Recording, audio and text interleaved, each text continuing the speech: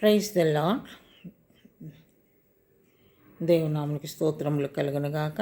దేవుని బిడ్డారా, వాక్యాన్ని మనము చదువుకుందాం. సబ్స్క్రైబ్ చేయనటువంటి వారు సబ్స్క్రైబ్ చేయండి, లైక్ కొట్టండి, అనేకులకు ఈ యొక్క వాక్యాలను ఫార్వర్డ్ చేయండి. వాక్యం చదువుకుందాం. కీర్తనలు 32:7. కీర్తనలు 32:7. నా దాగుచోటు నీవే, శ్రమలో నుండి నీవు నన్ను రక్షించదవు. నా దాగుచోటు నీవే, శ్రమలో నుండి నీవు నన్ను రక్షిస్తావు ప్రభువా. శ్రమ వచ్చినప్పుడు ఎవరి చాటుకు వెళ్ళాలి? మనం ఎవరి దగ్గరికి వెళ్ళాలి? శ్రమ వచ్చినప్పుడు, కష్టం వచ్చినప్పుడు, బాధ వచ్చినప్పుడు దేవుని దగ్గరికి రావాలి, దేవుని సన్నిధికి రావాలి. దేవుని బిడ్డలారా, ఎందుకంటే నా దాగుచోటు నీవే ప్రభువా. నేను ఎక్కడ దాక్కోవాలన్నా, ఎక్కడ నేను ఆశ్రయం పొందాలన్నా నాకు ఎక్కడ స్థలము లేదు. నీవే నా దాగుచోటు నాయనా. నీ ఆశ్రయాన్ని నేను కోరుతున్నానని ప్రభువుని అడిగినట్లయితే తప్పకుండా నేను ఆయన హక్కున చేర్చుకునే దేవుడు. హల్లెలూయా.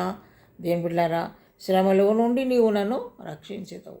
ఎంత భక్తునికి చూడండి, దావీదు భక్తునికి ఎంత మంచి నిరీక్షణ ఉన్నది. నా దేవుని చాటుకు నేను వెళ్ళిపోతే ఏ శ్రమ వచ్చినా, ఏ బాధ వచ్చినా ఆయననే చూసుకుంటాడు. ఎంత నిశ్చింత కలిగి ఉన్నాడు కదా దేవుని బిడ్డ. మనం అందరము కూడా దేవుని ఆశ్రయించాలి, దేవుని చాటుకు రావాలి. మనం ఆయన దగ్గరికి మనము వచ్చినట్లయితే శ్రమలు ఎన్ని వచ్చినా, కష్టాలు బాధలు ఎన్ని వచ్చినా దేవుని బిడ్డ వాటన్నిటిలో నుంచి దేవుడు మనల్ని విడిపించి కాపాడుతాడు. ఆయనే చూసుకుంటాడు. నీకు వచ్చిన శ్రమ నుంచి ఆయనే నిన్ను రక్షిస్తాడు.